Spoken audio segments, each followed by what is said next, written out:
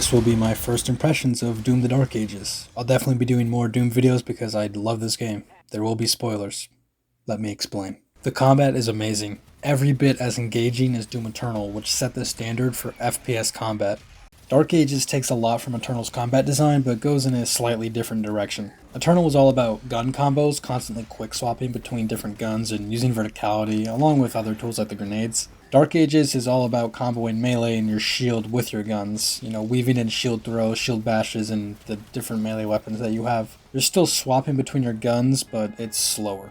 The way the game gets the player to use these mechanics with each other is through clever design with how they work on their own and with each other against these well-designed enemies, much like Doom Eternal. All of the guns are effective with their own unique uses.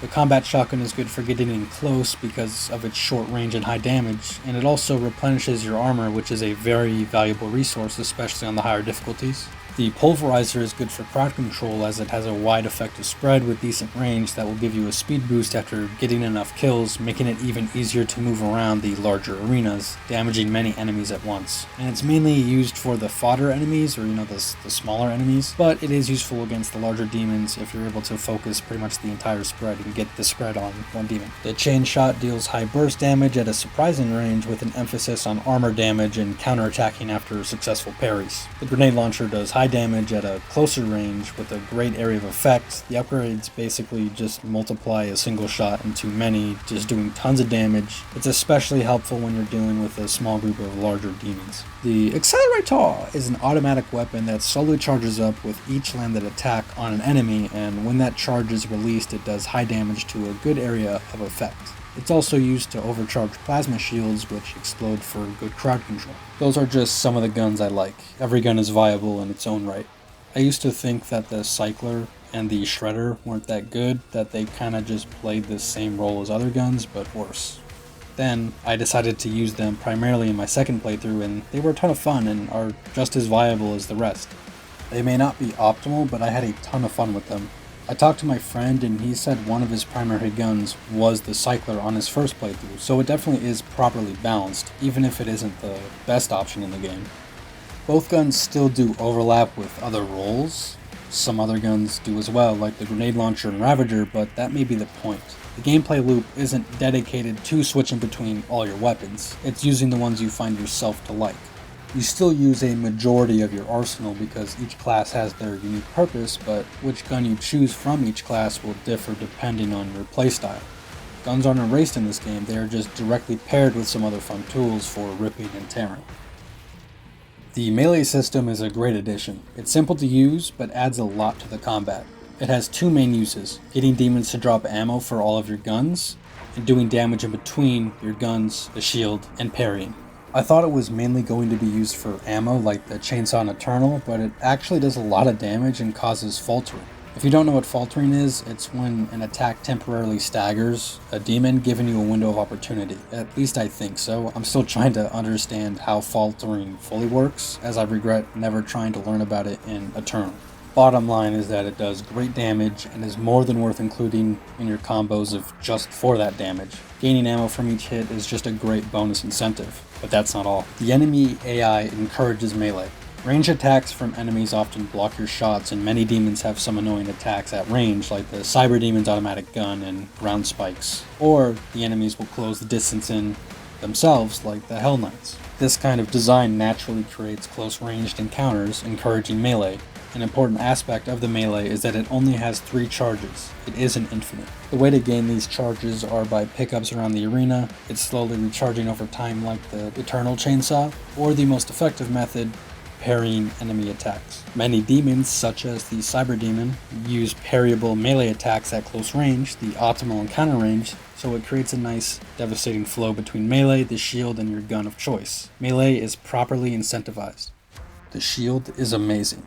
It's so much fun to use, and it's what really ties the whole combat system together. It blocks incoming projectiles, having limited health, but it can also parry incoming projectiles, redirecting them back at the enemy. Later you get runes that have specific uses. Which one you choose entirely depends on you and your playstyle. The shield can be used to bash enemies from up close or across the arena. It's got incredible range, used for offensive play and general movement around the field. And finally, it can be thrown. It can take down a whole mob of fodder enemies very easily, which is good for getting you a bunch of health quickly if you're low. It destroys shields and armors, causing an explosion, damaging the demon that was wearing the armor or using the shield, and the demons around it, and it can stun larger demons by sawing into them. The stun is very strong generally, but it helps take down the more annoying enemies by locking them down, like the Cacodemon. I like to stun the Cacodemon with the shield throw and then shoot into them with the Shredder, which then kills everything around it while demolishing the Gonad.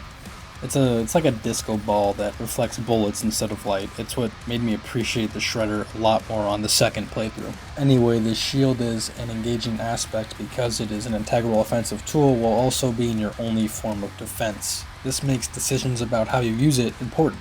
Do you use it to parry and block incoming projectiles? Do you use it to move across the arena potentially to get closer to a larger demon? Do you take out fodder enemies and shield demons? There's a lot of decision making to be had that's all dependent on the moment-to-moment gameplay. You have to balance the risk-rewards because you have to think about whether or not you should make yourself vulnerable while you inflict carnage on your targeted demons, while there are many others that are spread around the battlefield. And again, the enemy AI almost force close-range encounters, which encourages shield use to parry the incoming attacks to not only offensively defend yourself, but recharge that melee. Or you can use the shield bash to temporarily escape a tricky situation by targeting a group of fodder enemies for health. The shield just has so much versatility. While I have mentioned it, I want to highlight how the shield synergizes with the weapon upgrades. I already talked about the Shredder synergy turning demons into a disco bullet ball, but there are many others. Using the shield will drop ammo for the Impaler, which feeds into the upgrade that empowers the Impaler when you pick up ammo. The chain shot gets an instant charge shot for parrying. Similarly, the rocket launcher gets an empowered shot after a parry. This just makes it do even more damage, and that's never not good. The grenade launcher drops cluster grenades when shooting a shield stun enemy, as I said before. These all only add more utility to the shield and encourage its usage. Every tool the player has is properly incentivized and fun to use against the many unique demons. There are so many options that only add to the replayability with so much to learn about each weapon. There also is a way to increase the speed of the game that brings back quick swapping, which I can't wait to experiment with. All of the enemy encounters are done phenomenally. As I've said, the enemies do a great job of getting you to use your entire arsenal, getting you into this Doom's interpretation of the fun zone. My favorite encounters are when you have to kill a certain amount of enemies before you can fight the mini-boss demon. Those always get my blood rushing as I rip and tear. I love how it forces you to pay attention to your positioning because one of the enemies attacking you can't be dealt with before the others, and because it's only one enemy, it doesn't feel unfairly overwhelming.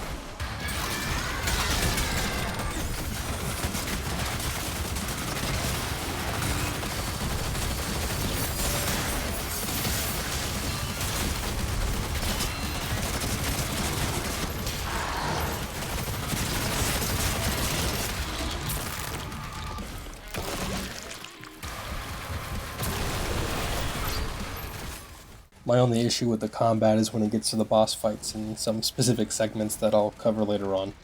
And when I say boss fights, I don't mean the ones that become regular enemies later on like the Komodo. I mean the two unique ones, Creedmaker and Ozrock. Their fights are not bad by any means, but they just take so long with you fighting the same single target the same way over and over until their health bar depletes. Creedmaker was better than Ozrock because you dealt with all his attacks slightly differently, but he still has this kind of general problem. Ozrock was basically just parrying every single attack from his tiny moveset. When he duos with the Witch, it gets slightly better because the Witch has different attacks, but not that much better. They still encouraged you to use the shields, melee, and gun, but in a repetitive manner. The fun of the combat comes from using your entire arsenal in different ways against a horde of targets, not on a singular target as you whittle down its large health bar. Again, not bad, but bland. It could be worse at least, and these meh boss fights only happen at the end of the game, so it doesn't take too much away for me.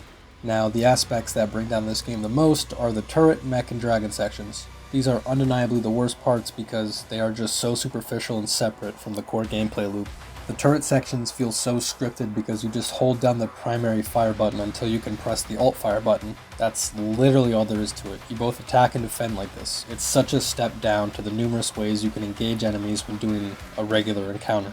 You can feel the developer's hand as the Titan approaches you, consistently getting ready to attack, but you are able to stop them just in time.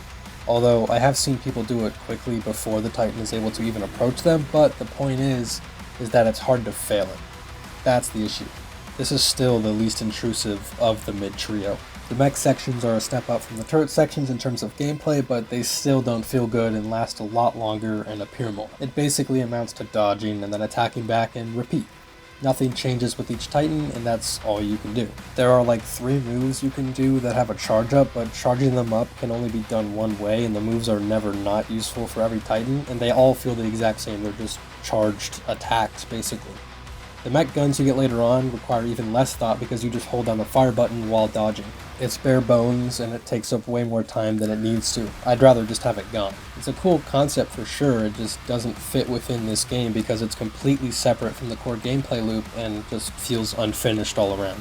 The dragon sections are somewhere in between the turret and mech gameplay.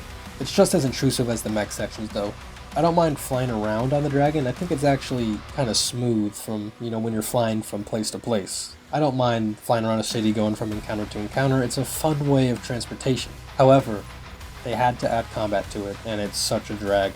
The mechs have a little depth with the melee combat at least. The dragon is literally just holding the primary fire button while timing your dodges against turrets. I hate the way the dragon has to lock onto the turrets, making it feel super unnatural, like I'm being forcefully guided by the game. It just becomes slow rhythm combat.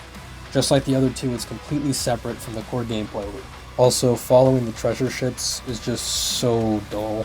The most these sections do, not the turret section, is help give you practice timing your parries, but I'd rather just have regular combat encounters instead. These sections should have never made it into the game. I'd much rather have platforming challenges than these. Other than the combat, there is a large emphasis on exploration this time around. Dark Ages now has much larger areas with seemingly a lot more to discover than the previous games.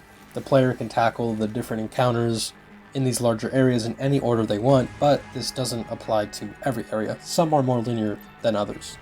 And I don't mind the larger areas, but I feel mixed on the exploration overall.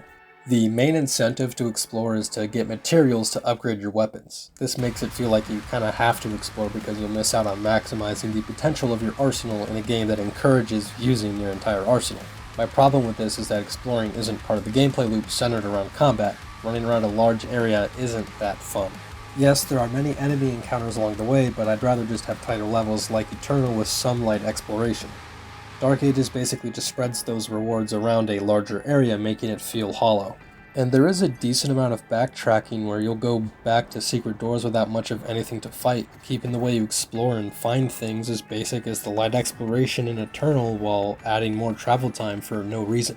Another issue with the exploration is that the map tells you where everything is exactly. There really isn't any exploration happening. This makes it even less engaging because you really aren't exploring but following markers on the map. When you go to the markers, it isn't always obvious on how to get the reward, but it usually is pretty simple. Maybe the wall just needs to be bashed or your shield needs to be thrown at a highlighted target. Having a checklist makes it feel tedious rather than if you were actually having to explore for yourself. It makes me question what the point of these larger areas even were. One thing I'll say is that I do appreciate how fast the Slayer moves. It's not only good for the combat, but also traversing these larger areas. It makes it bearable. There are also some good puzzles to figure out at points of exploration, like the rotating room. I thought that was pretty neat. The exploration is fine, but there was no reason for them to include it. They just did it because they can. Thankfully, they didn't go open world or anything like many other games think to do. It could have been way worse. As the gameplay is mostly combat, it's great. There's a ton of fun to be had by killing demons with the amount of tools at your disposal. The bosses are manageable for what they are, and the exploration can be tedious, but they didn't take too much away from the experience. The gimmicky sections are definitely the worst part. They tank the replayability. Still, the normal combat overshadows it as much as it can. The other aspects that make up this game are the visuals, soundtrack, and story. The visuals are great, the best they've done. I really love the sci-fi medieval aesthetic. and I love the cosmic levels especially. They're done very well. The soundtrack is good. It's no McGordon, but it's good. Not terrible like others are saying. It gets the job done. The story is like every Doom story. It's there. Lots of aura and hype moments from the Slayer, not much else to say. I play Doom for the combat. I don't have much to say on those aspects other than that. I'm more concerned about the gameplay when it comes to this game. Yeah, Doom the Dark Ages is great. I love it a lot. The combat is insanely satisfying and the game is well made all around. There are only some sore spots here and there. I highly recommend this game to anyone that loves to rip and tear. It made a great first impression, for sure.